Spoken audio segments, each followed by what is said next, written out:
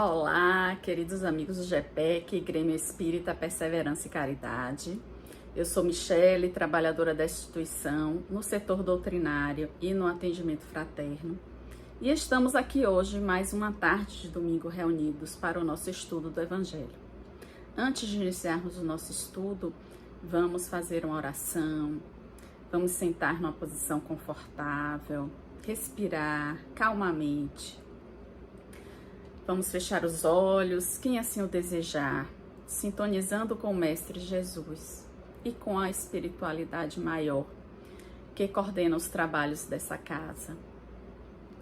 Que possamos ter uma tarde produtiva de aprendizado, sintonizados no bem, e que possamos cada vez mais evoluir e trabalhar com o propósito de nos aprimorarmos na senda do bem. Que assim seja. Bem, meus irmãos, hoje nós terminamos, o capítulo 10, concluímos as bem-aventuranças, nessa sequência que Kardec deu no Evangelho segundo o Espiritismo, e vamos começar uma nova etapa, vamos começar um novo capítulo, o capítulo 11, amar o próximo como a si mesmo, o mandamento maior. Fazermos aos outros o que queiramos que os outros nos façam, e parábola dos credores e devedores, que é o comecinho desse capítulo 11, do item 1 ao item 4.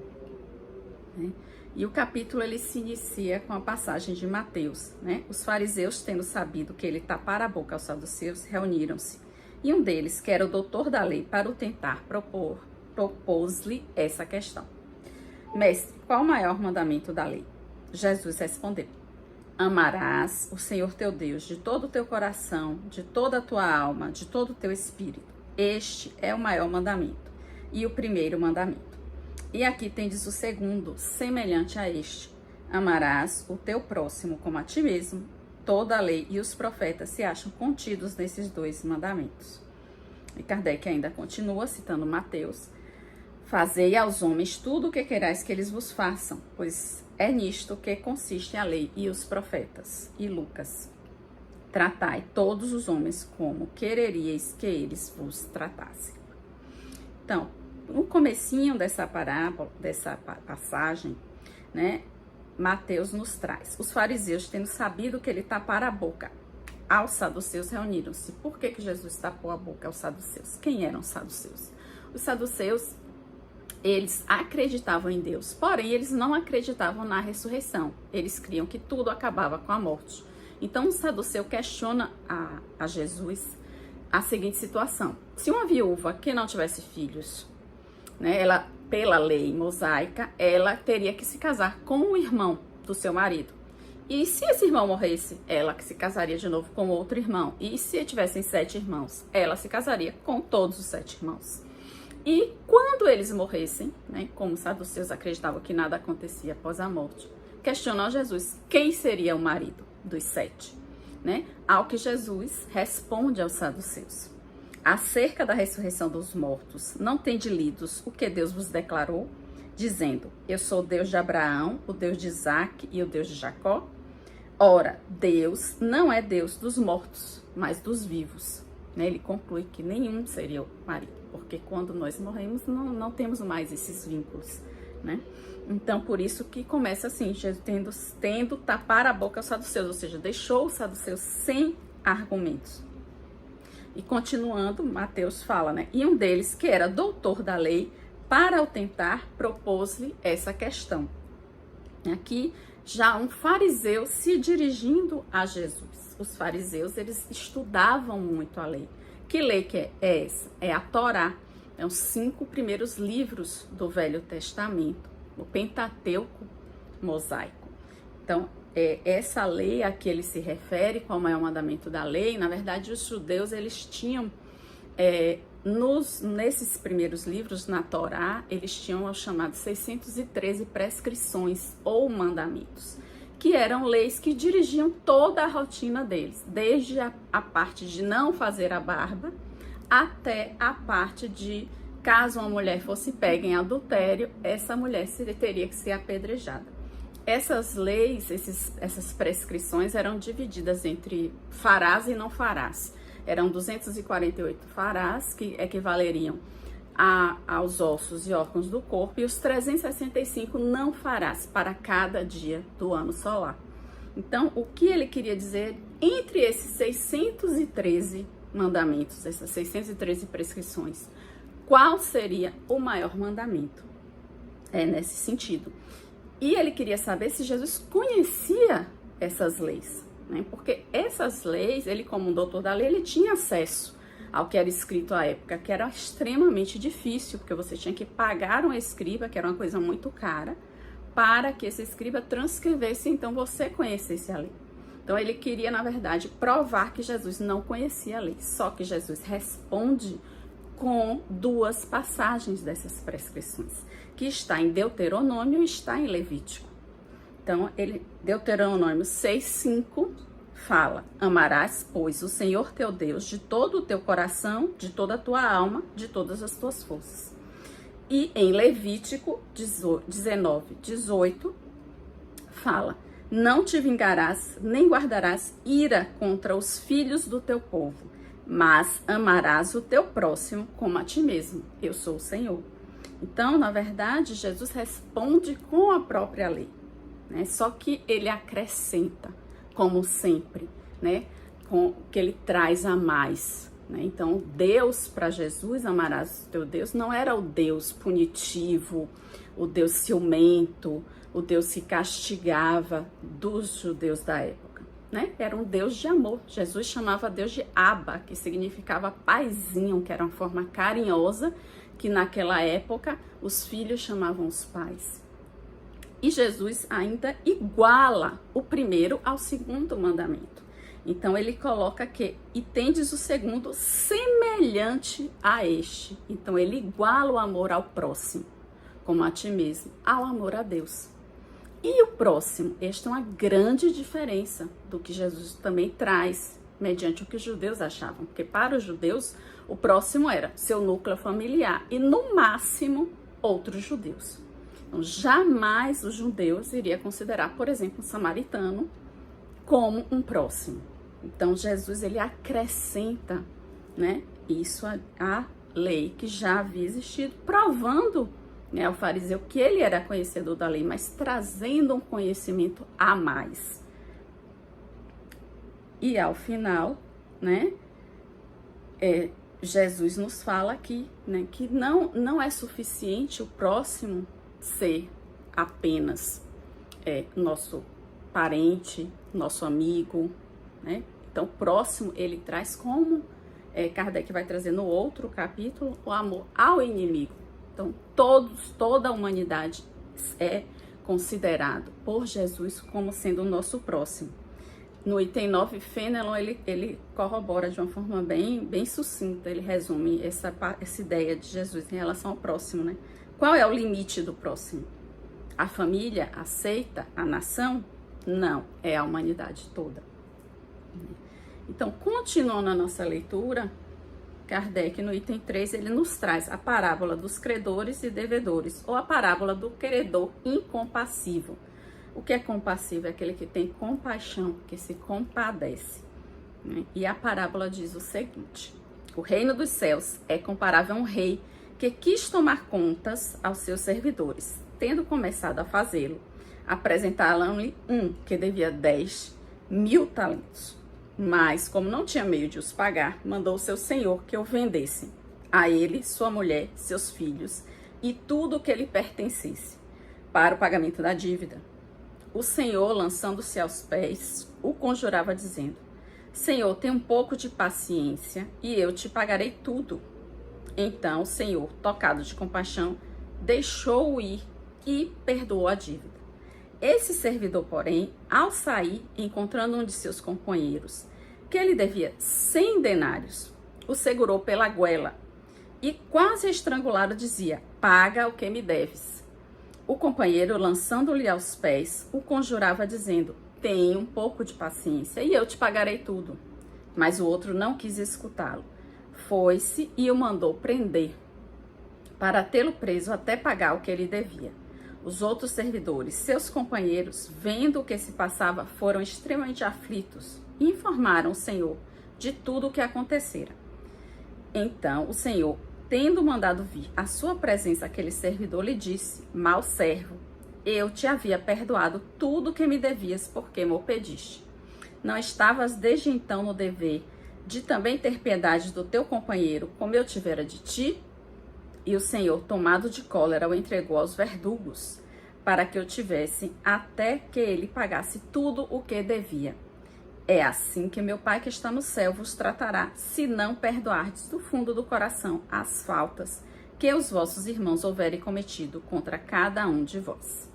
Mateus capítulo 18, 23 a 35. Então, essa parábola, ela recebeu vários nomes. Parábola do credor incompassivo, do servo mau, do servo clemente, do mau servo. Kardec, ele escolhe a parábola dos credores e devedores. Na verdade, os textos bíblicos antigos, eles eram baseados no grego koiné, então eles não tinham título, até porque as palavras não tinham nem espaço entre umas e outras.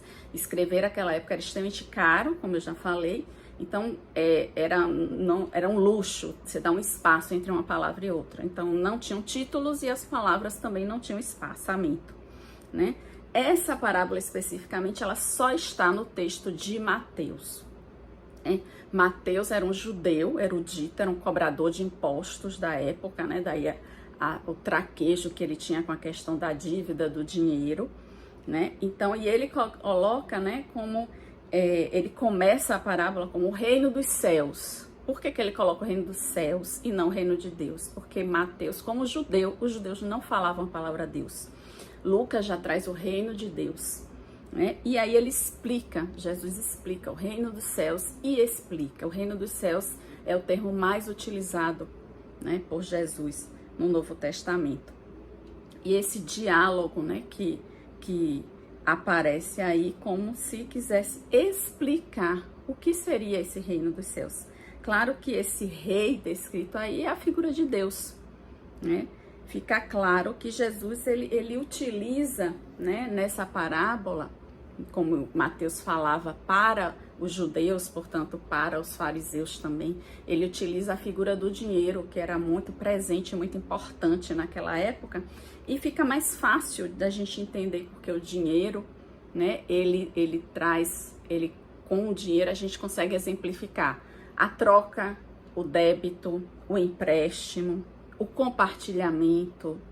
Então, várias coisas que Jesus queria que fossem entendidas. Ele dá esse exemplo do dinheiro para a gente ter uma noção, né? O primeiro devedor, ele devia 10.000 talentos e o segundo devia 100 denários.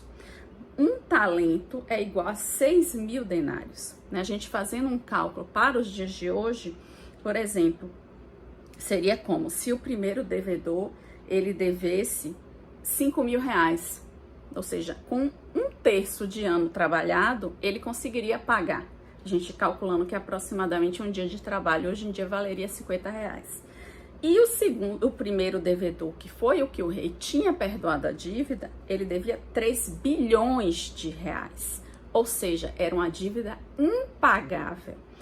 E ele não pede ao rei que perdoe a dívida, ele pede paciência, ou seja, ele pede tempo para pagar essa dívida, mesmo sabendo que essa dívida era impagável.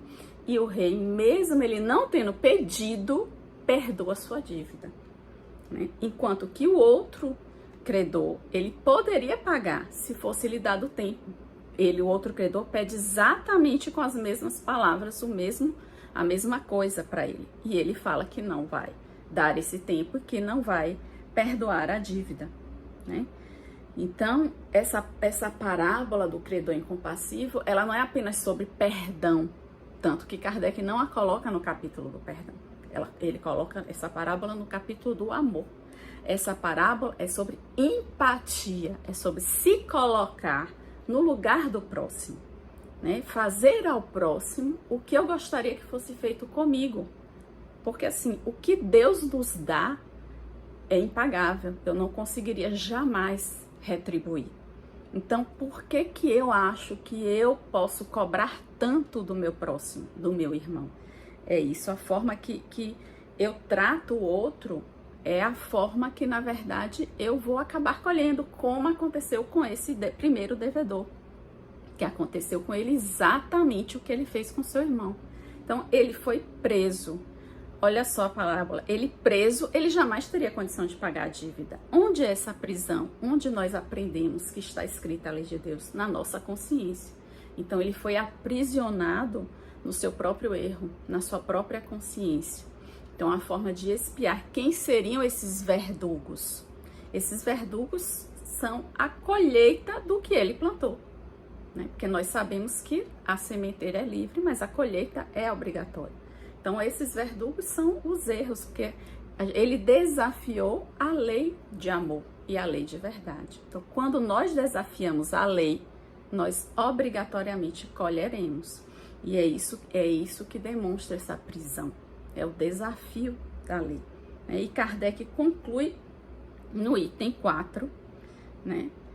Amar o próximo como a si mesmo, fazer pelos outros o que quereríamos que os outros fizessem por nós, é a expressão mais completa da caridade, porque resume todos os deveres do homem para com o próximo.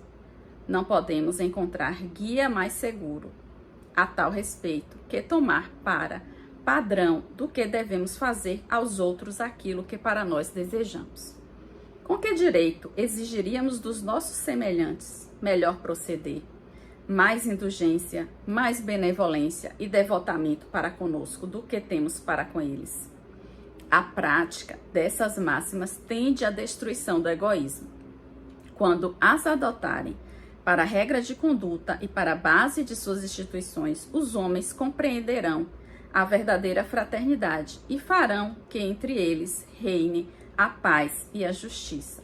Não mais haverá ódios nem dissensões, mas tão somente a união, concórdia e benevolência mútua. E eu queria encerrar com um texto de Emmanuel, que traz esse tema, diante do próximo. O próximo, em cada minuto, é aquele coração que se acha mais próximo do nosso, por divina sugestão de amor no caminho da vida. No lar é a esposa e o esposo, pais e os filhos, parentes e hóspedes. No templo do trabalho comum é o chefe e o subordinado, o cooperador e o companheiro. Na via pública é o irmão ou amigo anônimo, que partilham conosco a mesma estrada e o mesmo clima. Na esfera social é a criança e o doente, o desesperado e o triste, as afeições e os laços de solidariedade comum. Na luta contundente do esforço humano é o adversário e o colaborador, o inimigo declarado ou oculto ou ainda associado de ideais que se expressam por nossos instrutores. Em toda parte encontrarás o próximo, buscando-te a capacidade de entender e de ajudar. Auxilia-o com aquilo que possuas de melhor. Os santos e os heróis ainda não residem na terra. Somos espíritos humanos, mistos de luz e sombra, amor e egoísmo, inteligência e ignorância. Cada homem, na fase evolutiva em que nos encontramos, traz uma arela de rei e uma espada de tirano. Se chamas o fidalgo, encontrarás um servidor. Se procuras o guerreiro, terás um inimigo feroz pela frente. Por isso mesmo reafirmou Jesus o velho ensinamento da lei. Ama o próximo como a ti mesmo.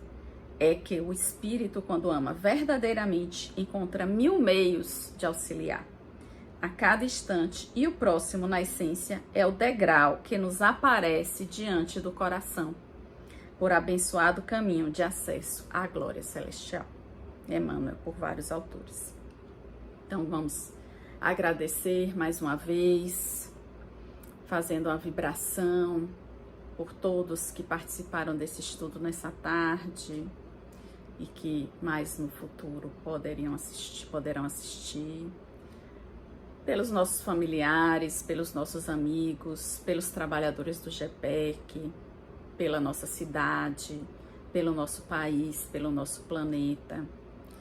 Vamos vibrar e emanar amor para todos, para que possamos ter uma semana produtiva e abençoada no bem.